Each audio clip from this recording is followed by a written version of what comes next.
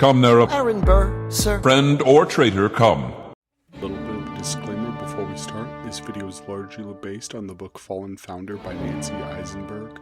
I used it for the bulk of the video with additional supplementary sources that you can see in the description, but I have my own thesis at the end, but I want to be totally transparent and avoid being called a plagiarist. If you don't like what I'm doing, comment and I'll change it for later videos. Aaron Burr has, since the founding of America, been vilified as an American Judas, or as a second Benedict Arnold, a Machiavellian politician seducing the masses for his own personal political gain, the arch traitor of the American Republic. Who Aaron Burr was in his heart of hearts is impossible to know, and we can only ever look at his actions as a soldier, lawyer, politician, and perhaps, eventually, a traitor. Aaron Burr was born on February 6, 1756, in Newark, New Jersey, to Aaron Burr Sr., a Presbyterian minister and later also president of Princeton University, at the time the College of New Jersey, and Esther Burr, the daughter of Jonathan Edwards, an important preacher during the First Great Awakening, a very intelligent and outspoken woman whose life would influence her son's later views on women's rights and education.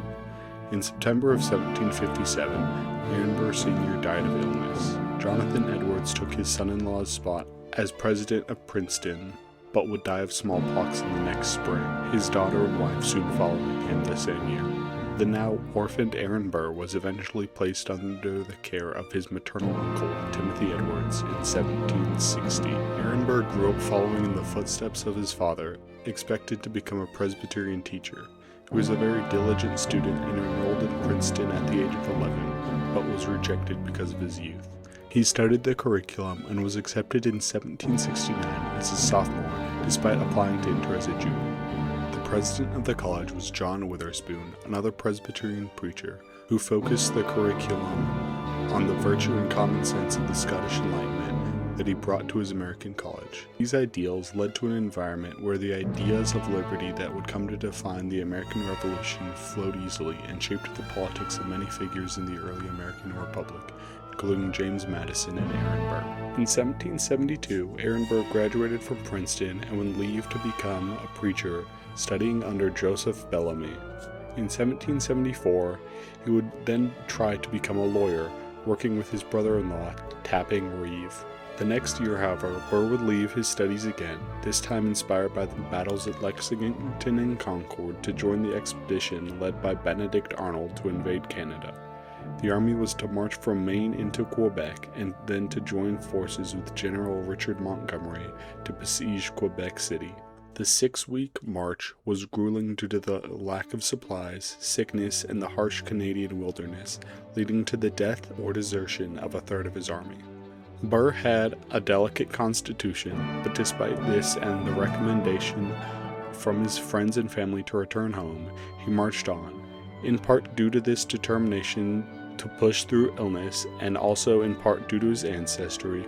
Burr was sent as a messenger to Montgomery and would be promoted to captain and put onto his camp staff. Montgomery ordered an assault on Quebec City on December 31st, a day before the Army's contract of enlistments were to expire, under the cover of a snowstorm. The Army divided into several groups to divide the British garrison's attention, while Montgomery led the attack from the unwalled lower town.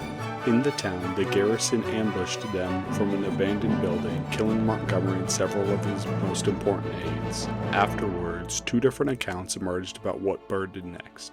First, according to Colonel Donald Campbell, he, Burr, and a fellow officer remained behind to cover the army's retreat, retrieving no corpses. The second, however, comes later in 1807 from the army's chaplain.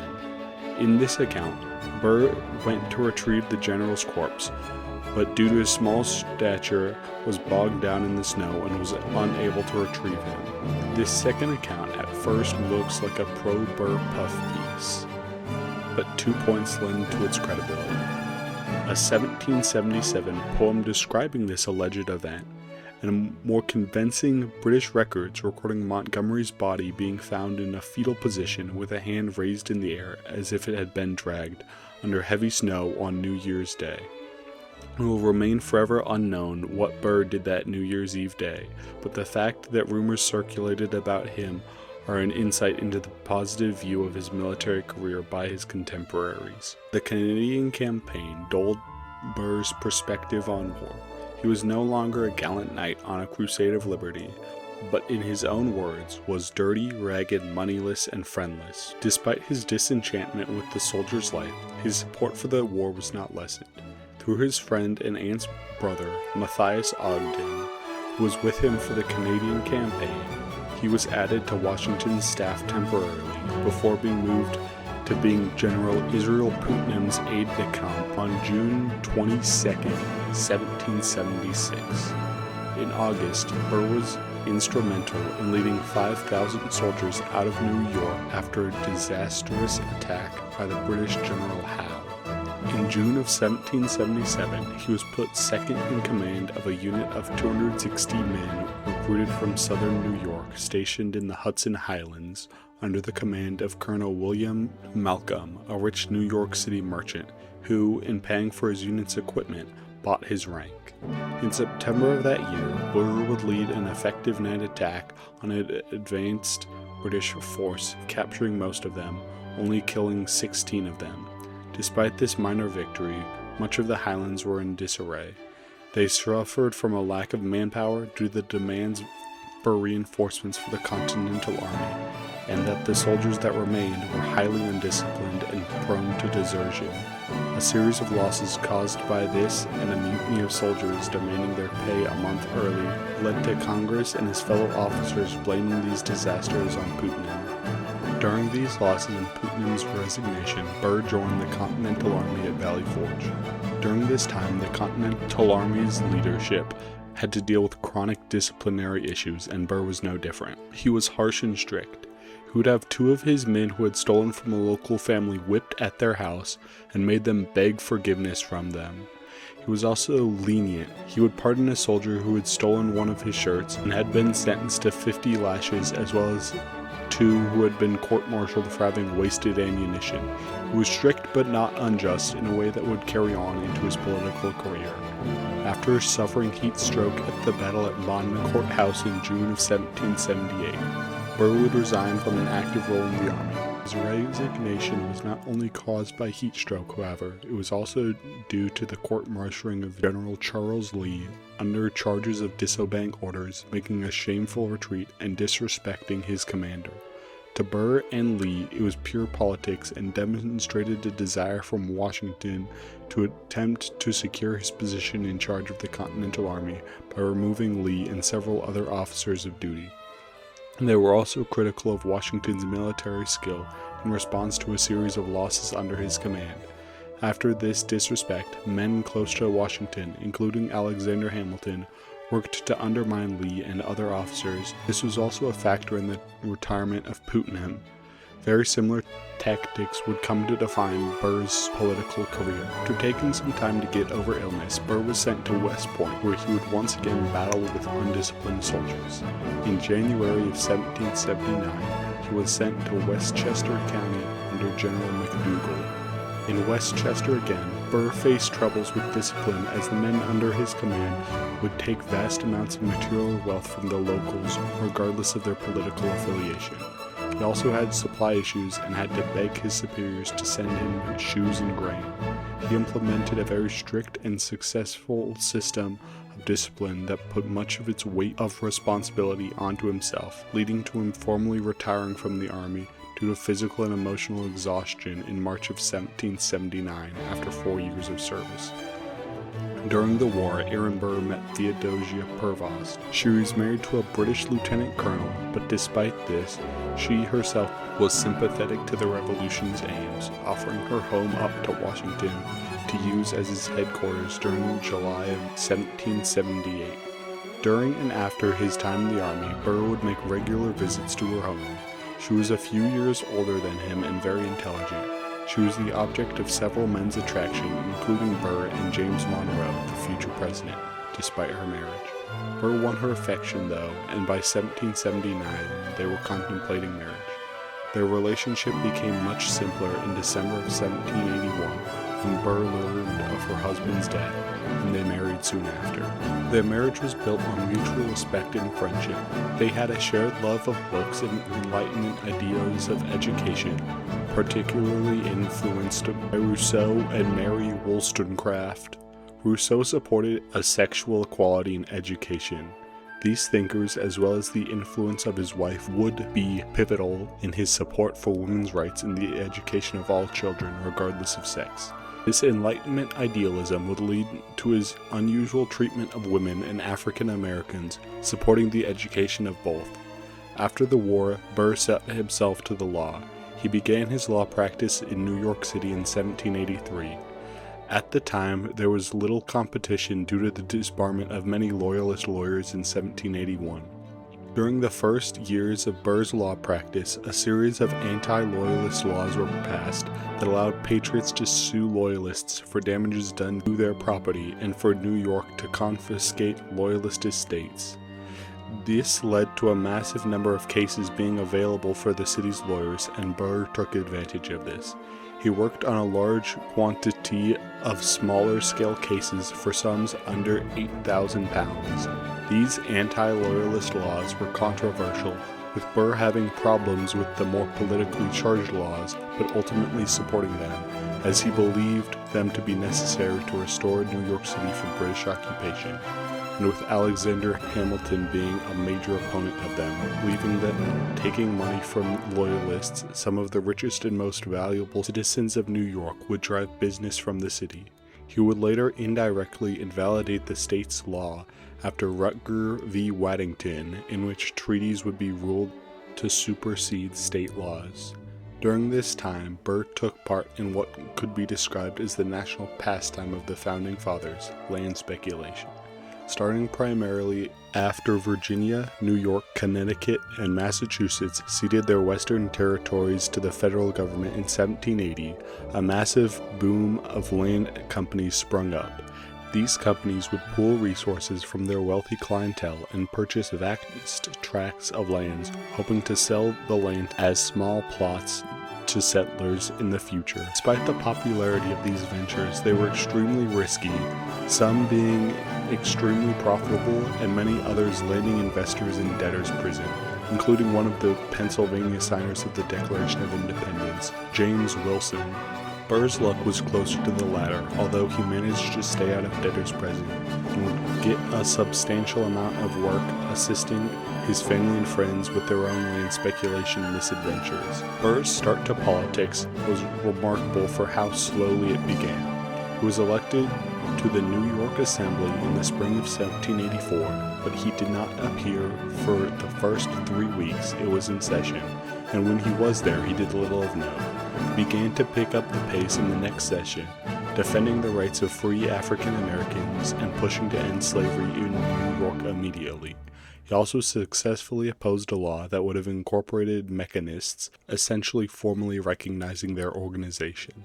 There is no concrete reason for his opposition to this trial, but it is potentially due to the mechanists' support for protectionist trade policies that would have strengthened the central government. In 1788, his name was put in as a candidate for the Constitutional Convention, but he declined and claimed that his name was put there without his consent.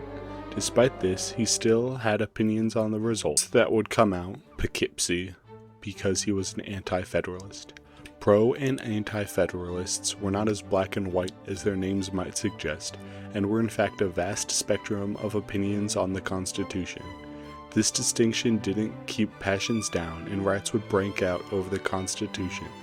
Burr disapproved of the rioting and would defend the property of Thomas Greenleaf, the editor of the New York Journal, that was destroyed by a mob of Federalists led by Colonel William Smith Livingston, a man who went to school with Burr. Burr and his co-counsel, Nathaniel Lawrence, an anti-Federalist delegate who would ultimately vote in support of the Constitution, would win the case, firmly putting himself in the nebulous anti-Federalist camp. With the adoption of the Constitution in 1789 and the election of George Washington, the nation, but especially New York, faced a massive reshuffling in its political order. Following the ascent of Alexander Hamilton, a hardline Federalist, to the position of Treasury Secretary, The governorship of the hardline anti-federalist George Clinton was under threat by the moderate anti-federalist Robert Yates, a friend of who would nominate him alongside Hamilton.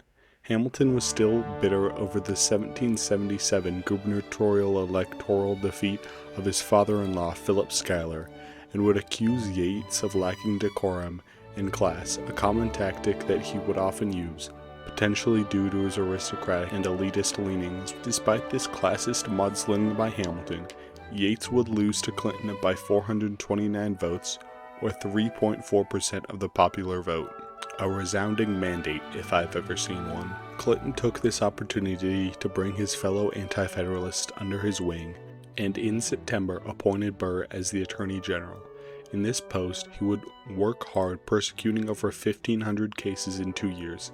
He also supported legal reform, wanting to ensure that punishments were proportional to the damage that crimes caused. He wanted to be sure that petty counterfeiters would not be executed, and that thieves were merely whipped rather than killed.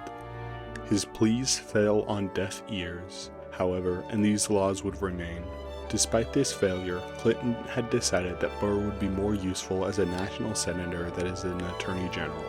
This meant having Burr replace the current senator, Philip Schuyler, a task only narrowly accomplished by using a backroom deal and an odd alliance between the Clintons and the Livingstons, resulting from the snubbing of their patriarch Robert Livingston from a position in Washington's cabinet. This would continue to drive a wedge between Hamilton and Clinton, as well as souring Hamilton on Burr. His first few years in the Senate were relatively mild, heading a committee supporting widows, orphans, and the disabled, supporting veterans and expanding the military, and supporting expanding on the frontier, an early split with the Virginian Republicans that would eventually grow unreconcilable much later in his life. In 1792, the election for the New York governor would come back around, with Burr having significant support even amongst the Schuyler faction, including Yates. John and the patriarch of the family were still distrustful of Burr, and got the Chief Justice John Jay to run, eventually taking out all Burr's momentum and causing him to not run. The election was filled with corruption and controversies that led to the ballots in 3 counties coming under scrutiny, with debate about what to do with these ballots raging. The discussion about the ballots would be brought to the Senators Burr and Rufus King, a Federalist. They came to opposite opinions on the legitimacy of the votes, King supporting them being counted while Burr was concerned over the ballot's legitimacy, with both of them eventually publishing their opinions in various rivaling newspapers. The men in charge of the votes ended up declaring that the votes were invalid and Clinton stayed in power. Jay lost the election by 108 votes and would have won if the contested votes were counted.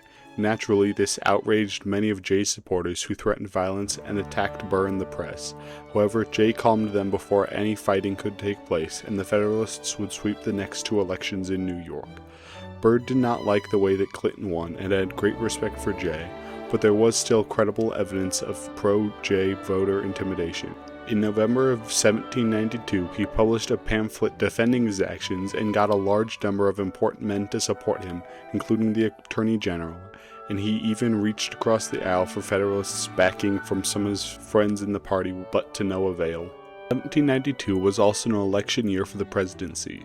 Understanding that George Washington was never going to be defeated in this election, the Republicans aimed at ousting the Vice President John Adams and replacing him with one of their own. The presidential elections were almost unrecognizable for the ones today, in part due to the vice president being the person with the second most votes in the Electoral College. If you want more information on the original Electoral College, the YouTuber Pre-Modernist History has a great video on it. Now, to unseat Adams, a Republican from the North was needed, someone who would get the sectional votes that the Southerner Washington wasn't going to get. A number of names were put forward, including Burr's and George Clinton's. Despite the support of several prominent Republicans supporting him, such as James Monroe, the Virginians dominating the party didn't want to allow a Northern candidate who would shake their control over the party, and so selected the already quite old Clinton, who was not seen as a threat to their power. Clinton would lose to Adams by 27 Electoral College votes, keeping the Virginians outside of the vice presidency, but continuing the dominancy of the party of Virginia. Clinton would have won the election by 1 vote if he had won in Pennsylvania, a state that had much more support for Burr than they did for Clinton.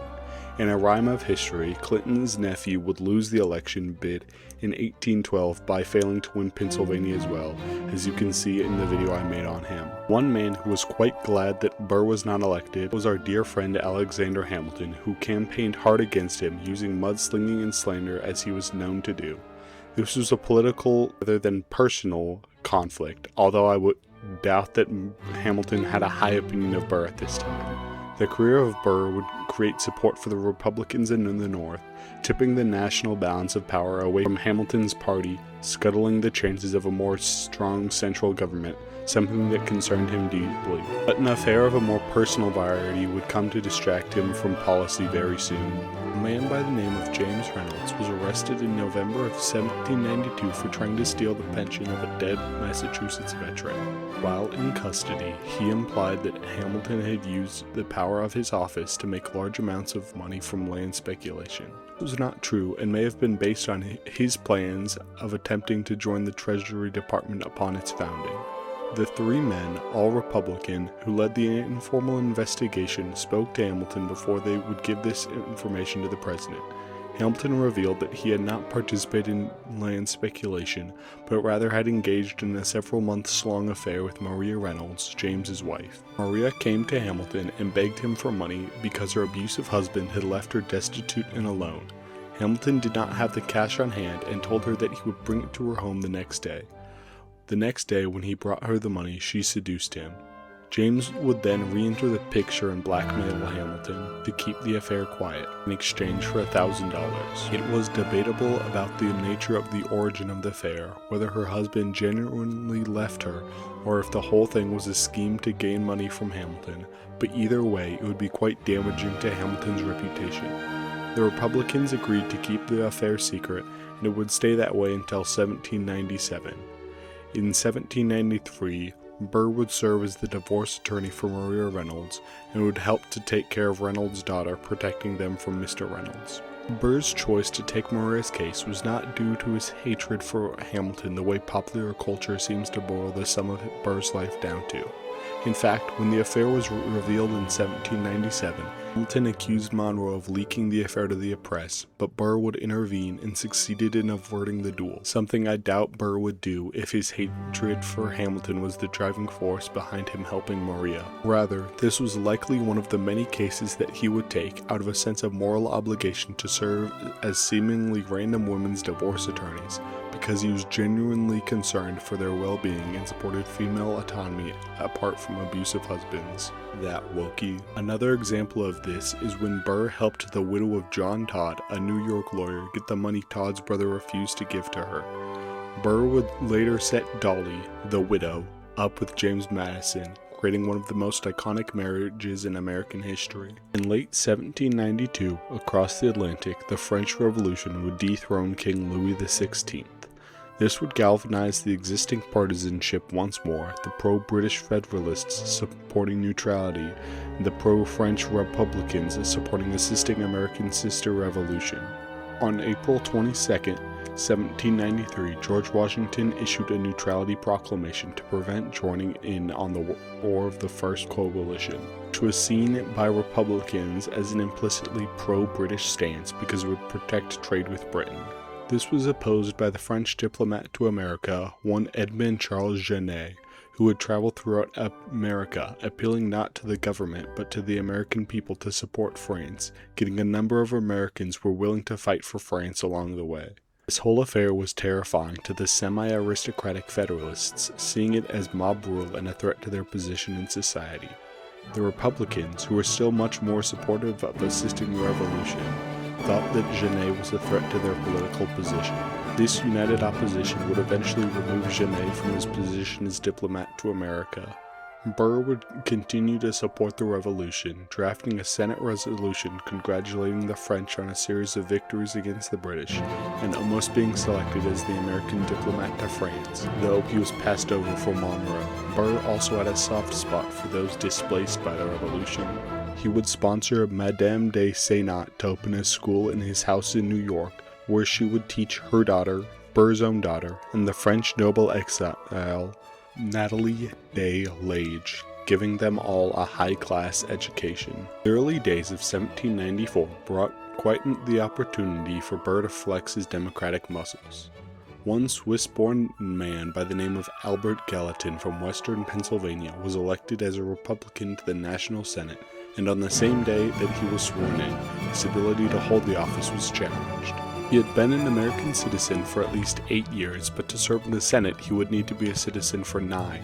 Gallatin's citizenship status was moot, however, and he was really on trial for his opposition to the whiskey tax and was also a major critic of its instigator, Alexander Hamilton.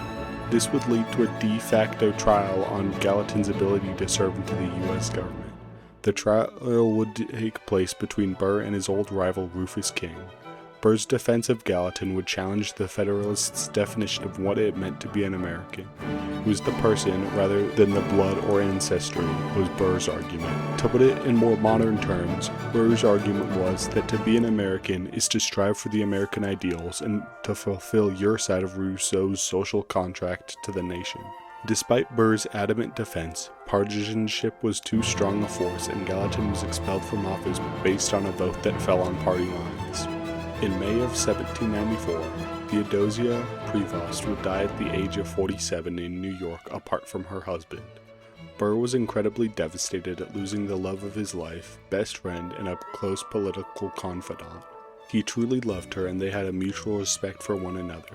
This sudden loss would lead him to double down on his care for his daughter, who was only 10 at the time of her mother's death. But the world stayed turning while Burr grieved. British ships were seizing American ships trading with the French. Chief Justice John Jay was chosen to serve as America's primary diplomat in negotiations with the British. His fellow Federalists gave him broad discretion in negotiations. He was not held accountable to the Senate, who only saw what would be known as the Jay Treaty when it was up for ratification. The treaty was considered humiliating, especially to Republicans. It kept American sailors impressed, limited America's ability to trade with France, denied America reparations for violating prior treaties about abandoning forts in the Northwest Territory, and gave America and Britain a mutual preferential trade agreement. This was intolerable to them and led to many Republicans demanding that the public knew the terms that the Senate was voting on so that the outrage of the public would deter Federalists' slim majority. This attempt would fail, and on June 24, 1795, the Jay Treaty would pass 20-10 on party lines. This would lead to massive outrage when the treaty was made public, greatly boosting the Republican Party and Burr's position within it. Burr's name would once again be put up for the New York governorship in 1795, but a moderate campaign by Yates and an absentee run for John Jay, who was still the Chief Justice and serving as diplomat to Britain, soon took the steam out of that before any election happened. Despite this, Burr started a revolution in how the game of politics was played. In short, Burr actually campaigned for himself. Unlike the more austere politicians that would have proxies deliver their messages or publish their opinions in newspapers, Burr went out and gave speeches on his own behalf and canvassed the populace. This scared many Federalists who opposed this explosion in populist democracy, something they saw as tantamount to mob rule.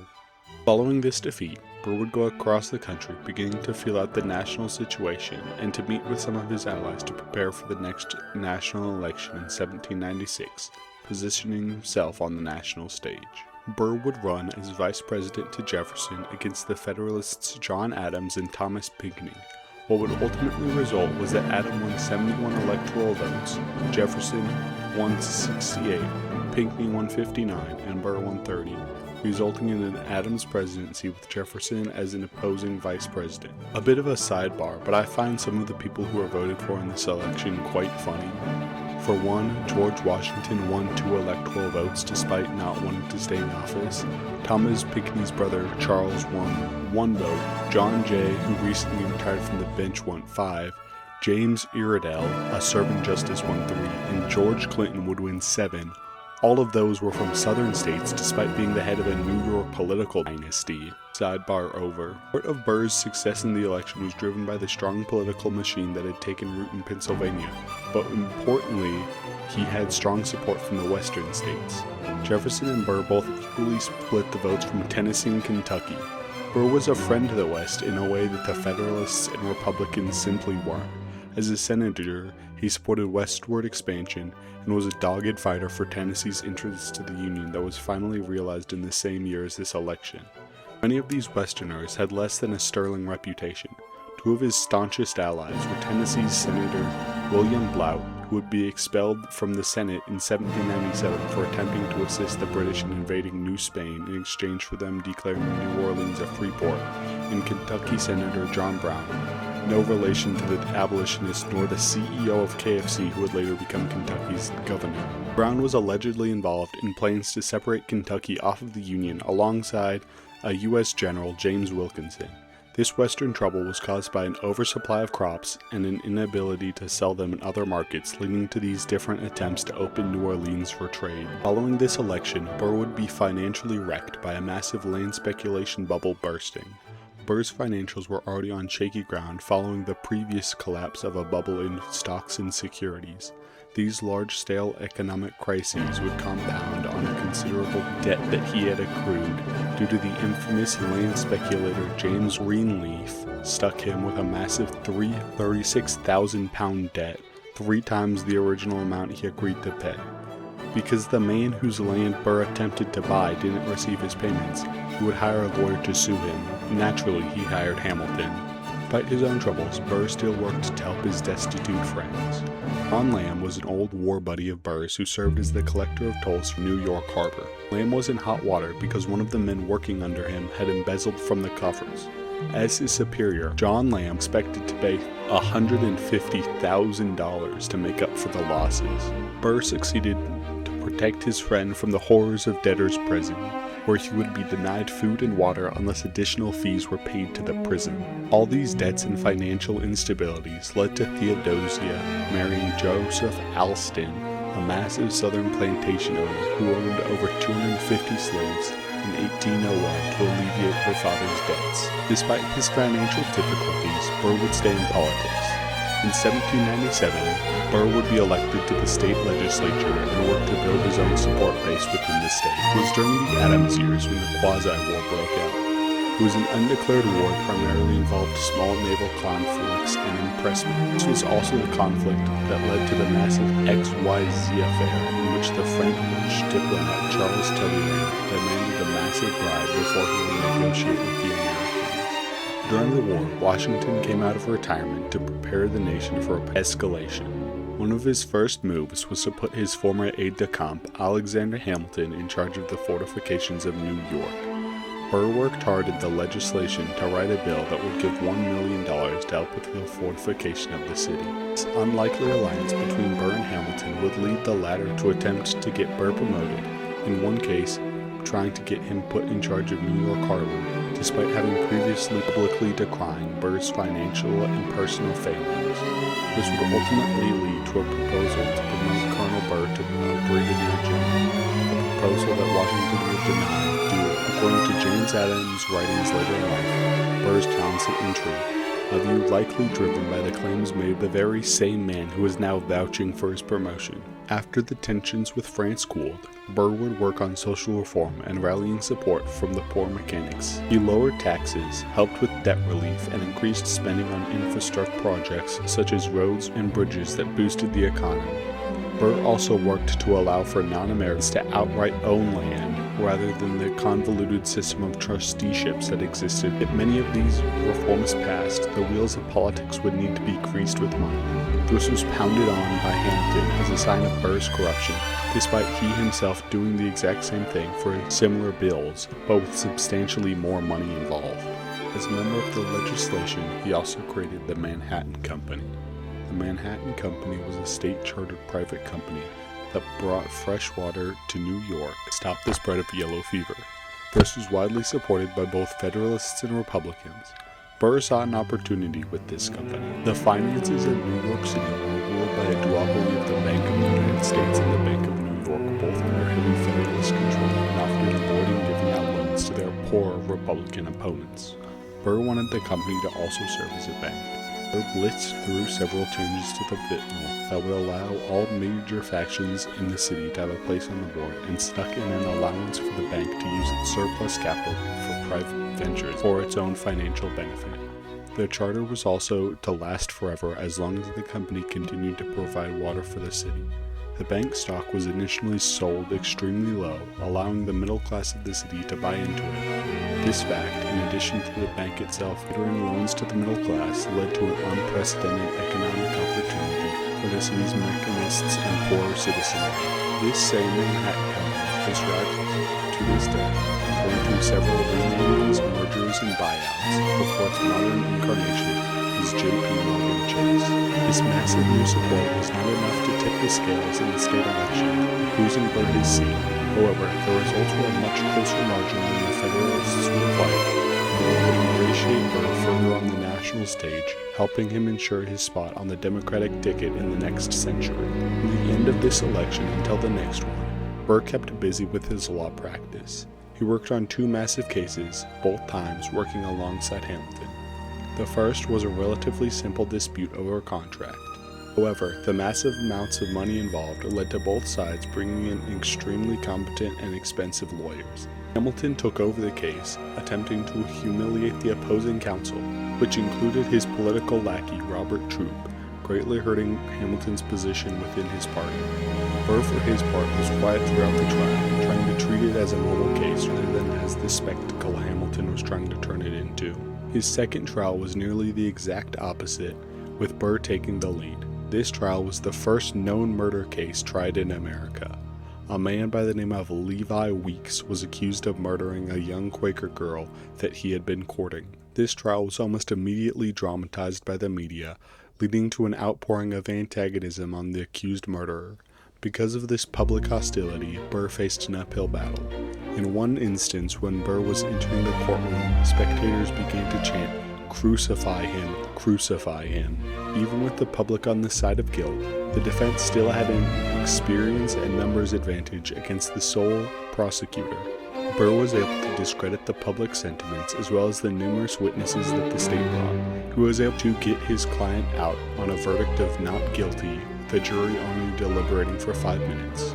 Sadly, with the benefit of hindsight, and us lacking any real competing candidates, it's likely that Weeks did murder the girl and got away with it. Preliminary results with 13 out of 16 states for the election of the 1800s was an extremely close race with a three-way tie of Burr, Jefferson, and Adams all tying 65 electoral votes, and Charles Pinckney having 64. The tie would be broken by South Carolina. Electors were picked months later, and the western state whose electors had months before they could make their votes.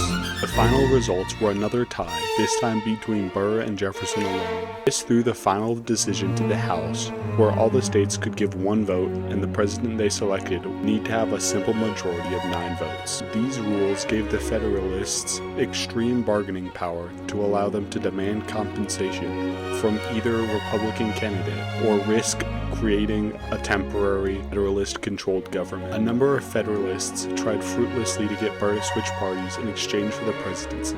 For Federalists, voting for Burr would also humiliate Jefferson, someone they saw as a far stronger and more hardliner candidate. Despite initial support for electing Burr, Hamilton soon soured on the prospect upon seeing that the Federalists were not powerful enough to turn him into a puppet president, and he feared Burr's presidency more than Jefferson one. Hamilton worked furiously to try to discredit Burr, sending letters across the nation decrying all his faults, many of whom he largely exaggerated or created nothing. This still didn't have enough of an impact to break the deadlock which persisted well into February. During this crisis, Burr had to resist pressure from his friends and allies asking him to drop out and letting Jefferson win. This seeming betrayal hurt Jefferson's opinion on Burr, as well as his position within the party. The president would eventually be chosen on February 17th after a backroom deal between a Jefferson ally and a representative from Delaware led to an agreement that if Jefferson kept the Navy growing, and by extension keeping the representative's friends in his job, he would vote for Jefferson. Jefferson would be inaugurated as the 3rd president of the United States on March 4, 1801, with Burr serving as his vice president. While in the vice presidency, Burr did little more than overseeing the Senate. Internal strife within the New York Republican Party would draw Burr's attention away from the capital. Burr would support Edward Livingston over DeWitt Clinton in a race for the New York mayor's office, causing the Clintons to turn on Burr and his faction. An anonymous pamphlet began to circulate around New York at this time, decrying Burr's sexual appetite and how he slept through New York City. Burr's sex life would often be a target for his opponents and was largely exaggerated, although he definitely did pull. Was a reasonable amount, and a common pastime for the men of Burr's time and place to engage in. These two sources of trouble for Burr came together with one man, James Cheetham. James was a British immigrant who controlled the Republican newspaper, The American Citizen, which, ironically, I'm pretty sure he wasn't. In the winter of 1801, he traveled to meet with Jefferson and James Madison. There he would accuse Burr of trying to steal the election by getting some of New York's electors to not vote for the current president. His source for this claim was DeWitt Clinton. When he returned to New York, he would spread more claims of licentious and immoral Burr who wanted to steal the election by allying with the Federalists. In 1802, Burr's supporters made a new newspaper more aligned with them. In a mature and calculated response, Cheetham responded by calling all of Burr's supporters and Burr himself gay. Burr's private controversies and lack of support in his own home state greatly hurt his national standing, and so Jefferson began to sideline his vice president, leading him to be replaced by George Clinton as the Republican vice president candidate for 1804. Because of his national rejection and despite his shaky position in New York, Burr decided to run for governor in 1804. More accusations and slander would tank his attempt, however, with Hamilton accusing Burr of wanting New England lead, with him as the president, and with Cheetham doubling down on his accusations of Burrites being gay. The election of 1804 would leave Burr without the governorship, and with Jefferson and George Clinton as president and vice president respectively. On June 18, 1804, Burr sent Hamilton a letter addressing a publication in which one of Hamilton's allies, Charles Cooper, who had insulted Burr, and said that Hamilton had told him that he had information that would ruin Burr's political career. Burr's letter requested that Hamilton would denounce all his insults that he ever made against Burr. This request for an apology had worked several times, although with lesser demands. Hamilton's response avoided confirming or denying the allegations and claimed that Burr was misrepresenting the original publication's claim. Burr kept pushing for an apology from Hamilton, something Hamilton had given him during the other disagreements. Hamilton refused to apologize or even admit that he had claimed that he had any such information to Cooper. Burr's intermediary, William Van Ness, asked Hamilton if he remembered the conversation with Cooper, allowing Hamilton a way of saving face while avoiding further conflict. Hamilton partially accepted this out, but he sent a letter to Burr decrying Burr's demands as too much. Burr was outraged, even more at this than at the original accusations, and he let Hamilton know this in his next letter, in which he also cast aside any other solution besides a total rejection of his past claims. Hamilton then claimed that Burr had premeditated hostility towards him, and completely rejected Burr's final offer. Burr's challenge to a duel was issued on June 27th, along with a repetition of Burr's previous offer. Hamilton ignored this offer and agreed to a duel on July 11th. Before the duel, both men prepared final documents in case of their demise. Hamilton's apologia focused on defending himself and his conduct with Burr, as well as outlining his plan to throw away his final shots. This was intended to further demonstrate Hamilton's moral superiority and either repair his reputation and standing in politics if he survived, or make him a martyr in the case of his death. Burr's preparation were much more personal, writing a letter to Theodosia and another to a husband about what to do with Burr's debt and property if he died. In the second letter, he gave his daughter one of his slaves and liberated another and gave her $250 worth of land. Burr traveled across the Hudson and arrived at the Weehawken dueling grounds first, alongside his second, William Van Ness, and his supporter John Swartwout, who previously had a duel with DeWitt Clinton that I sadly didn't know about when I made my video about him, but you should still definitely watch that one after this. Hamilton arrived shortly after with his second, Nathaniel Pendleton, a doctor, and guns that he borrowed from his brother-in-law, John Baker Church. The guns were not normal for dueling pistols at the time. They were .54 caliber rather than the commonly used .50 caliber. The front had an additional weight.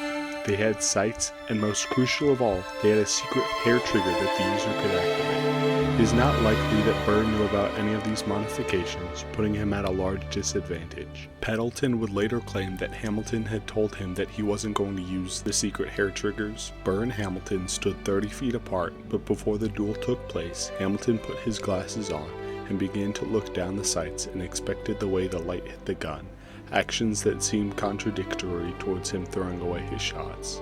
The seconds and the doctor faced away from the duel at this point, so from now on, this is all conjecture and unclear. Pendleton claims that Burr shot first, while Burr and Van Ness said that Hamilton shot first, and then Burr returned fire. A theory put forth by Mary Lindsay in a Smithsonian Magazine article investigating the guns argues that Hamilton might have used the hair trigger and accidentally shot in the air, and then Burr shot Hamilton, thinking that Hamilton had shot at Burr, though this seems suspect.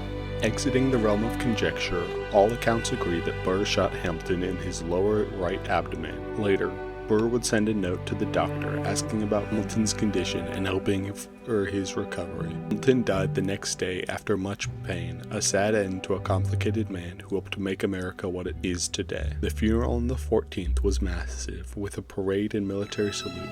During the eulogy and after the funeral, dueling became much more condemned than it already was. This, coupled with Burr and his allies becoming seen as a murder ring, caused him to flee to Philadelphia, and the two men who had accompanied him to the dueling grounds to go into hiding. Despite Burr's disastrous political situation in New York, he was still the sitting vice president and still had duties in the Capitol. Vice President is also the President of the Senate, and in that role, Burr oversaw the impeachment of Supreme Court Justice Samuel Chase, who was a political trial in which Jefferson was using the Alien and Sedition Acts to attempt to weaken a judiciary that he saw as too federalist. Burr was a strict disciplinarian throughout the trial, one senator comparing Burr to a strict schoolmaster in his journal. Burr's actions had a twofold effect. The first was a curbing of partisanship within the trial, and the second one was that he humiliated Justice Chase. Burr would do this by interrupting him throughout the trial and bringing him up to the edge of yours. Why would Burr do this? It goes back to Chase's conduct as a judge. As a judge, he would often strong-arm the people in his court and act quite abusively towards people that opposed him within his court, bullying them into submission. Burr wanted to give him a taste of his own medicine and to cow him into submission. The trial resulted in an acquittal on all charges and a much more tempered and reserved Chase in the court system. The day after the trial ended, on March 2nd, Burr gave his farewell address to the Senate. We don't know exactly what he said, but it was enough to stir several of the senators to tears for multiple minutes. He began by apologizing for hurting the feelings of any senators, and said that none of them hurt his. He then praised the institution of the Senate and ended his speech on the pains of leaving it.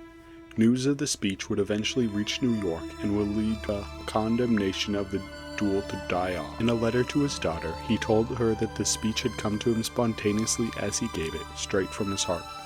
But while his heart rested on Washington, his mind turned west. In the west, Spain had recently transferred Louisiana back over to France. With the western states' economic necessity for access in the Mississippi and the port of New Orleans to be able to export excess goods, and the anti-French sentiments that still existed from the quasi-war several years prior, many people expected war with France. The Louisiana Purchase of 1803, these warhawks turned towards the southern colonies in Florida for their expansion. Burr went west to invest in these new lands and to create a filibustering expedition. A filibuster was where a private citizen created an army of other private citizens and led them in an attempt to seize land and hold it as their own, or give it over to a mother country from a foreign power without acting as an official agent for any state. To create such an expedition, Burr would need allies, which he found in Senator Jonathan Dayton, the governor of the Louisiana Territory, James Wilkinson, the Scottish immigrant Charles Williamson, and Harmon Blennerhassett. They all had their own roles, Williamson coordinating and planning the invasion alongside Burr, Blennerhassett funding the expedition and offering his island as a base for the expedition, Dayton lending legitimacy and also just being Burr's friend, and lastly Williamson working at getting Burr British support. These major players were supported by several lesser important speculators, politicians, as well as current and former military men, including those of Andrew Jackson. The Atlantic states weren't blind, however, and were concerned that Burr might try to create a secessionist group with the army that he was creating, or even worse, that he would lead the savage Westerners to overthrow the Democratic government in Washington. These rumors, present in both parties' partisan papers, would get to Jefferson, who grew concerned over the threat of a so-called Burr conspiracy. What didn't help was that Burr sent Dayton to work as a triple agent for the Spanish minister to the U.S. and attempted to sell the story of invasion in exchange for a large sum of $40,000. Dayton was able to sell the story, but only for a fraction of the original request at $2,500, which would go back to the expedition. Without a war that would give his invasion legitimacy appearing immediately, Burr purchased land alongside the Spanish border, planning to build a settlement to launch his invasion from, while waiting for a potential opportunity to appear. Fearing that his place in the conspiracy would implicate him in a potential treason trial, Wilkinson sent Jefferson a letter in October that claimed that Burr had an army of 10,000 men that threatened New Orleans. On November 12th and December 2nd, the Kentucky District Attorney attempted to charge Burr with plotting an invasion of Mexico, the first attempt utterly failing, while the second attempt led to a drawn-out legal battle. On November 5th, Wilkinson negotiated a treaty with Spain that essentially ended all chances of war. In late November, while Burr was still on trial in Kentucky, under the pretext of a threat from an attack from Burr and his British supporters, Wilkinson declared martial law and took over New Orleans, arresting his fellow conspirators. In early December, the Ohio governor sent the state militia to seize the conspirators' boats. At the same time, on December 4th, the Virginia militia mobilized against Unnerhassett Island, where they sacked the house and raided its wine cellars. It was only then when Burr finally escaped the grand jury with his carefully laid plans dashed. When Jefferson received Wilkinson's letter on the 25th of November, he would decry the conspiracy without going into much detail or stating any names in his public address. In late January, he would address Congress and give them Wilkinson's account and assured them of his credibility as a witness. In the eyes of the federal government, Burr was now undoubtedly guilty. The former second most powerful man in the nation was now being hunted by the same government he helped to forge.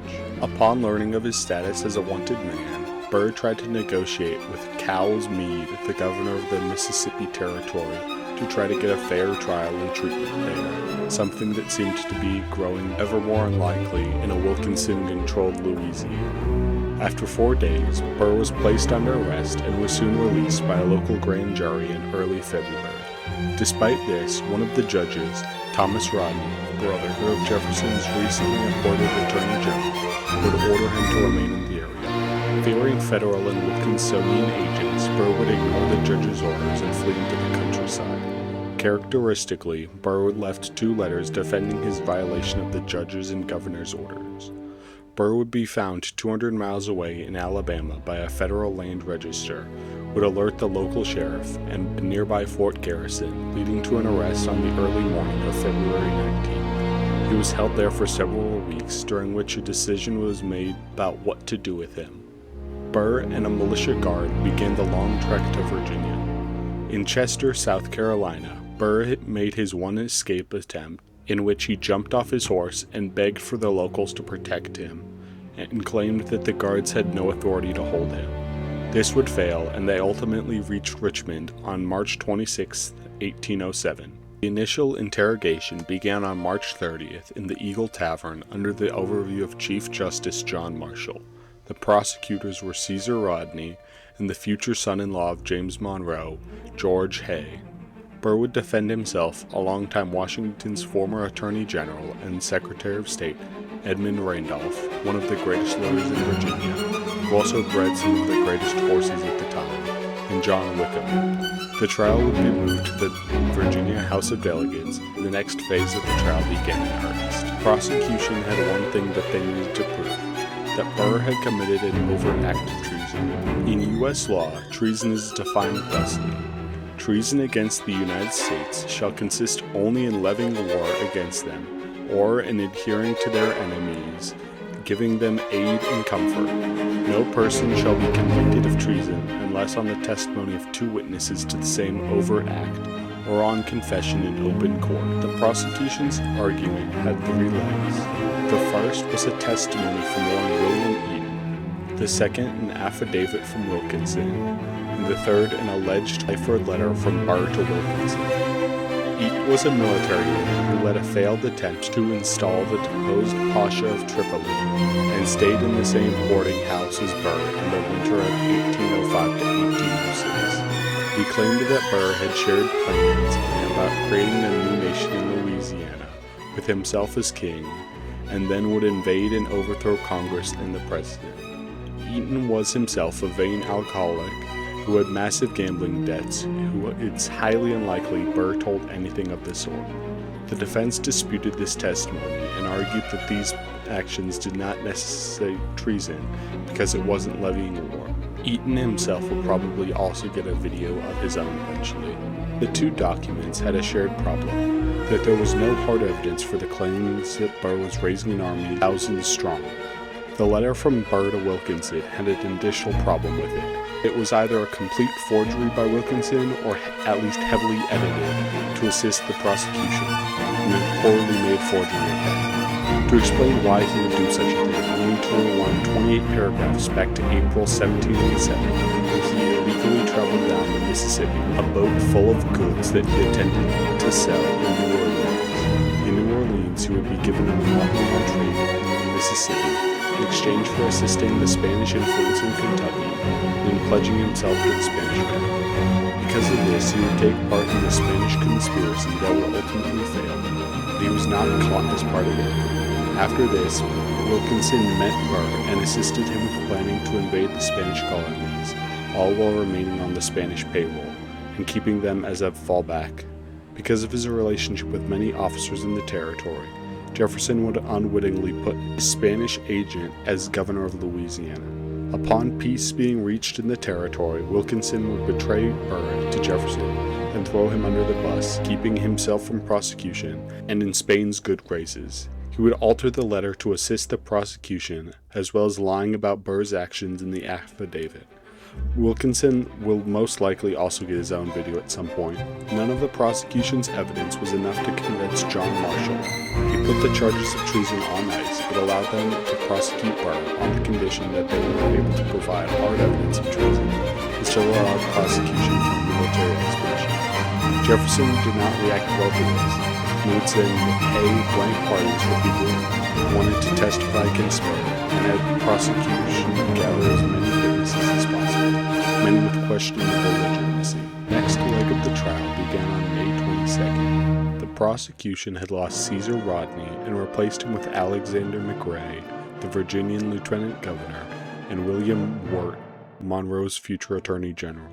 The defense would gain Benjamin Botts, John Baker, a former congressman from Virginia, and Luther Martin, who defended Samuel Chase at his impeachment trial, and was also a functional alcoholic.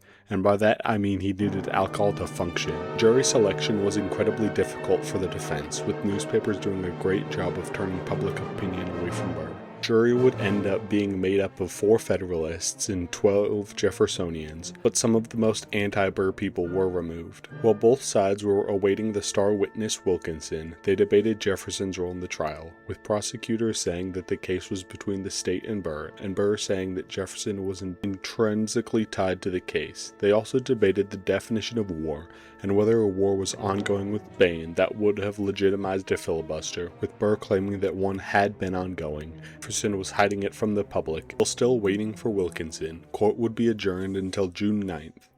On June 9th, Burr would request Wilkinson's letter to Jefferson, the reply, as well as any military documents related to the case. Doing this would mean subpoenaing the president. Despite the defense's best efforts, on the 13th, Marshall subpoenaed the president. Jefferson would acquiesce but reserve the right to withhold any documents. Alongside the requested items, Jefferson also sent a letter to Luther that proved that Luther had known about Burr's plans prior to the controversy in an attempt to discredit Burr, but this was largely ineffective. Soon after, a German-born doctor by the name of Erich Bullmann, who claimed to have delivered the letter from Burr to Wilkinson, was brought in as a surprise witness after his trial alongside other members of the conspiracy.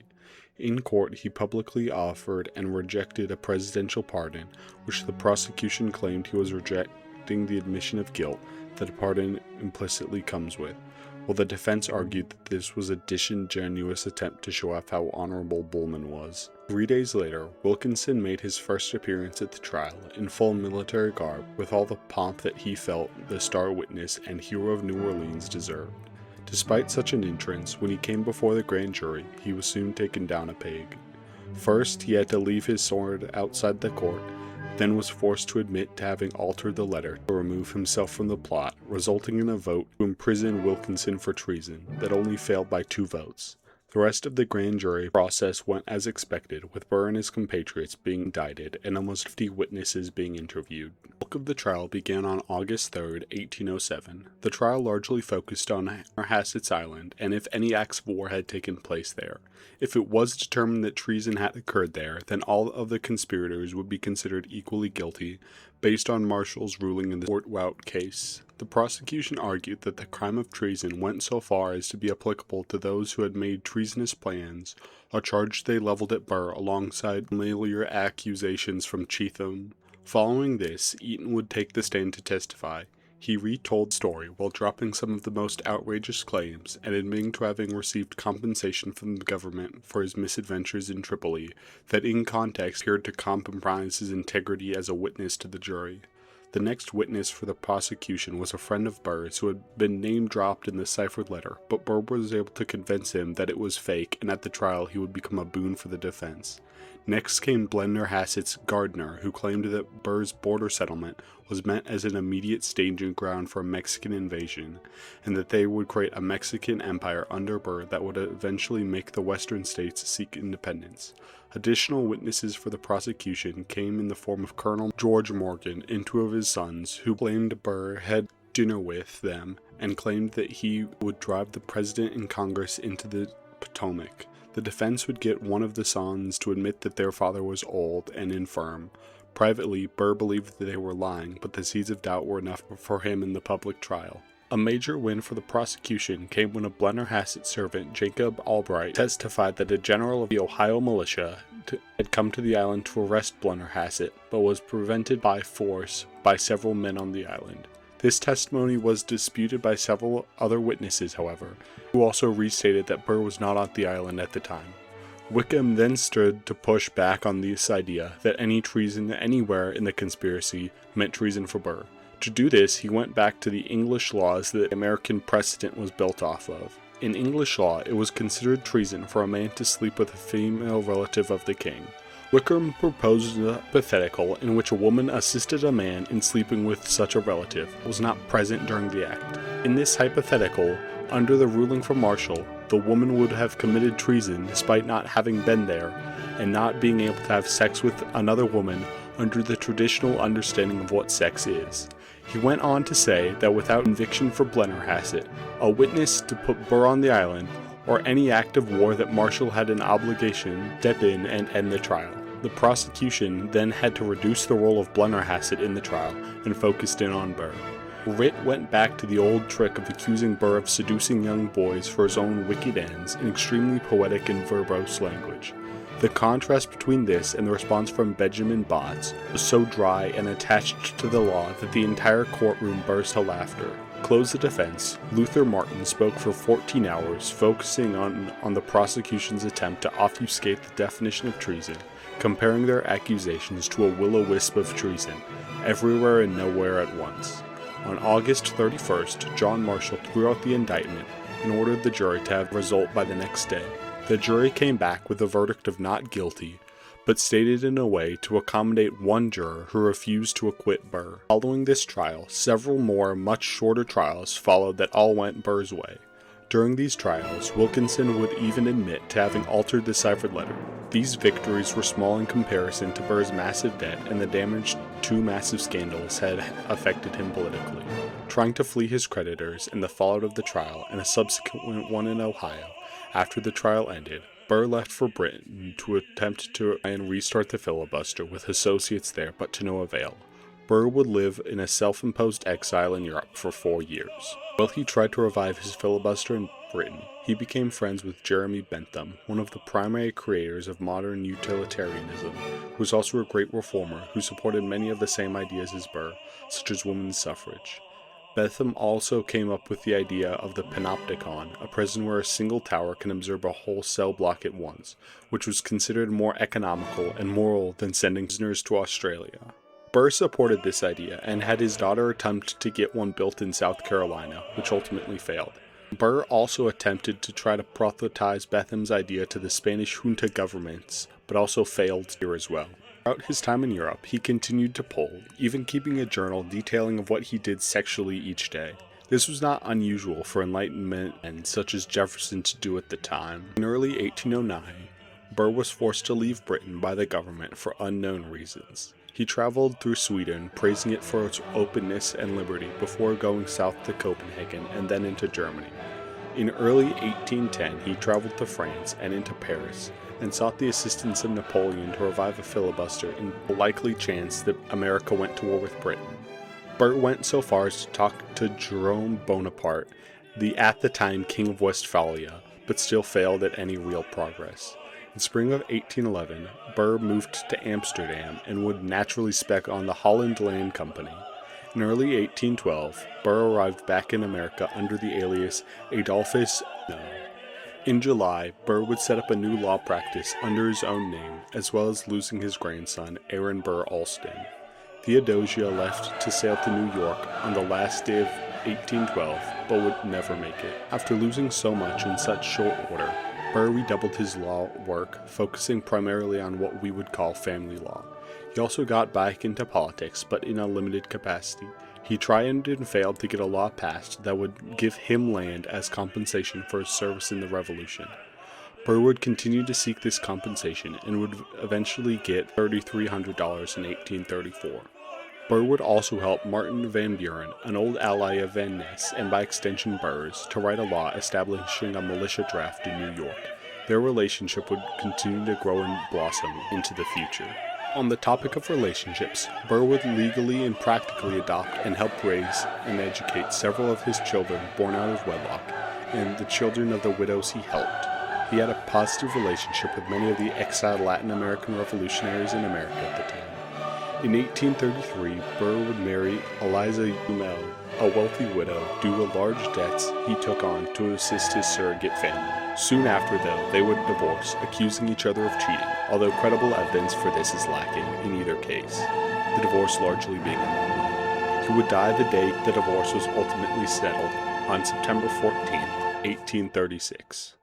As I said at the very start, this book is largely based off of Nancy Eisenberg's excellent biography of Burr. She published her book in 2008.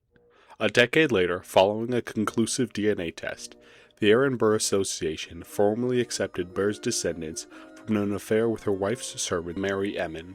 Mary Emmon was likely born in Calcutta, India, and brought to America by Theodosia Prevost's first husband. During his marriage, Burr conducted a multi-years-long affair, leading to 2 children, Louisa and John, born in 1788 and 92 respectively.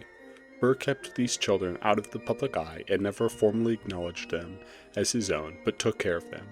They wrote to Burr and knew about his legitimate daughter, while it is unclear how much she knew about both of them. 2 of them were integral to the early anti-slavery movement, with Louisa's son writing the second published book by an African-American author, and John being a stop along the Underground Railroad, assisting anti-slavery publications and organizations, as well as those of women's and social reform groups. One of John's descendants, Dr. Allen Ballard, claims that Burr married Louisa in Haiti, and that his great-aunt had the marriage certificate but burned it as an act of protest against her family's lack of interest in history, but lacks much corroborating evidence. What is a legacy?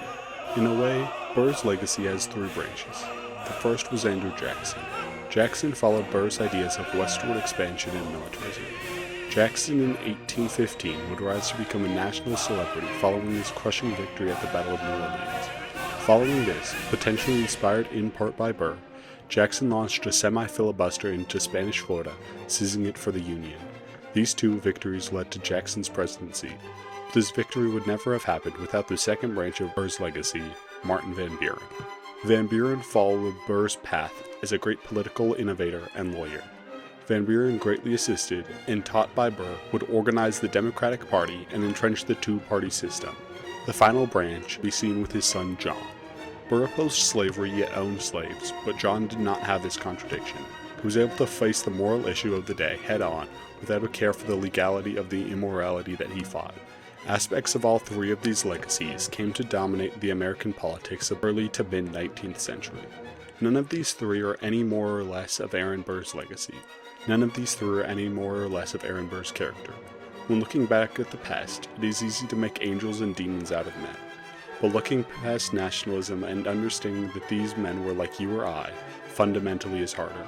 Aaron Burr was not a demon, but he was far from an angel.